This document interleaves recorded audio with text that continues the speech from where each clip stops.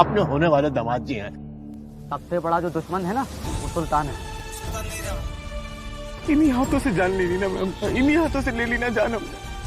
एक लड़की दीपू को नदी में छलाए देखती है तो उसे उठाकर अपने घर लाती है और वह दीपू को होश में लाने के लिए उसके पेट से पानी निकालती है। दीपू को होश आता है तो वह लड़की दीपू के उठने में हेल्प करती है, लेकिन दीपू उसके साथ जबरदस्ती करने लगता है तो थोड़ी देर में वह मान जाती है। उसके बाद दोनों मजे करते हैं। प्रधान दारोगा के पास जाकर बताता है कि मेरे घर में जो घुसा था वह सूखा डाकू है और उसी ने सुल्तान को मारा है। दारोगा बोलता है मेरे रहते कोई दिक्कत नहीं होगा, मैं सब संभाल लूंगा। अगले दिन दीपू बस रुकवा कर बैठ जाता है, लेकिन वह लड़की उसे देख लेती है जिसके साथ दीपू ने जबरदस्ती किया था। वह अपनी माँ को बता देती है कि ये वही है। रात में दीपू अपने घर की तरफ जा रहा होता है, तभी दारोगा उसके पास आता है और उसे पकड़ के थाने ले जाता है, क्योंकि दीपू ने जिस लड़की के साथ वो सब किया था उसी की माँ ने केस किया है। दीपू के पिता और प्रधान उसे छुड़ाने आता है तो दारोगा बताता है कि दीपू ने एक लड़की को प्रेग्नेंट कर दिया है, इसलिए अब ये जेल में ही सड़ेगा। अगर दीपू को बचना है तो उसे मेरा एक काम करना पड़ेगा। दीपू के पिता सब बातें बताता है तो दीपू मान जाता है। दारोगा दीपू को अपने घर ले जाता है और बोलता है कि बस तुम मुझे बाप बना दो। दीपू अंदर नहीं जाता है तो दारोगा उसे धमकाता है, तब वह अंदर चला जाता है। दीपू फोन में बिन्नी का फोटो करके रखता है और जैसे तैसे दारोगा का काम कर देता है। वह अपने पिता के साथ शहर जा रहा होता है, तभी दारोगा आता है और बोलता है तुम्हारा केस सिर्फ दबा है, खत्म नहीं हुआ है। वह अपने साली के पति को बुलाता है और उससे 50,000 पैसे लेकर कमलेश को देता है। दारोगा बोलता है जैसे मेरा काम किए ना वैसे ही इनका भी कर दो। दीपू इसके लिए मना कर देता है, लेकिन उसका पिता उसे समझा के भेज देता है। दीपू लगातार उसे देखता है तो वह बोलती है क्या देख रहे हो। दीपू कहता है मुझे लगा कि दारोगा की पत्नी जैसी आप भी होंगी। वह हंसती और दीपू के साथ रोमांस करने लगती है। दीपू कहता है जो करना है जल्दी करो और 50,000 में इतना ही मिलेगा। उसके बाद दोनों के बीच वही सब होता है। दीपू का दोस्त बोलता है दीपू तू सच में सुल्तान बन गया। इस बात का पता लोगों को चलता है तो उसके घर पर लंबी लाइनें लग जाती है दीपू के साथ मीटिंग करवाने के लिए। रात में एक लेडी अपनी बेटी को लेकर दीपू के घर आती है। दीपू उसके साथ काम करने वाला होता ही है कि बिन्नी का मैसेज आता है तो दीपू उसके पास चला जाता है। बिन्नी उससे एक बच्चा मांगती है क्योंकि उसके पति से नहीं हो रहा है। उसके बाद दोनों रोमांटिक होने लगते हैं। तभी दीपू सोचता है कि अगर इसका काम हो गया तो फिर ये दोबारा मुझसे नहीं मिलेगी। ये सोचते ही वह बिन्नी को छोड़ के चला जाता है। दूसरी तरफ सूखा डाकू जिस लेडी के साथ मजे करता था उसी के साथ फिर से मजे करता है। दीपू शराब पीता और बोलता है कि हम बहुत नीच हैं वे, हम अपने सुख के लिए उसके सुख को भूल गए। उसका दोस्त बोलता है तू जा और उसे वो सुख दे जो वह तुझसे उम्मीद लगाई हुई है। बिन्नी अपने पिता से बोलती है कि हम उनके साथ नहीं रहेंगे, ये बोल के वह चली जाती है। दीपू बिन्नी के पास वो सब करने आता है तो वह बोलती है कि हमें आपसे प्यार हो गया है और हम आपके बिना नहीं रह सकते हैं। दीपू उसके साथ रहने के लिए हाँ बोलता है तो बिन्नी घर से सुबह में भागने के लिए बोलती है। दीपू घर से पैसा और गहना लेकर निकल जाता है और इधर बिन्नी भी बैग लेकर निकल जाती है, लेकिन उसकी माँ उसे देख लेती है तो रोकने लगती है। तभी गाड़ी से दीपू आता है और उसे बैठाकर भाग जाता है। दीपू को पकड़ने के लिए प्रधान और उसका दामाद पीछा करने लगते हैं। दूसरी तरफ कमलेश अपने बेटे को पकड़ने के लिए गाड़ी से निकल जाता है। रास्ते में सूखा डाकू मिलता है तो वह अपने पैसे कमलेश से मांगते हुए उसका पीछा करने लगता है। फाटक बंद होता है तो दोनों गाड़ी छोड़कर भाग जाते हैं। उसके बाद ट्रेन आती है तो सब वहीं पे आकर जमा हो जाते हैं और अपना रोना रोते हैं। 6 महीने बाद दीपू मजे करते हुए दिखता है और बिन्नी पैसे गिनती हुई नजर आती है।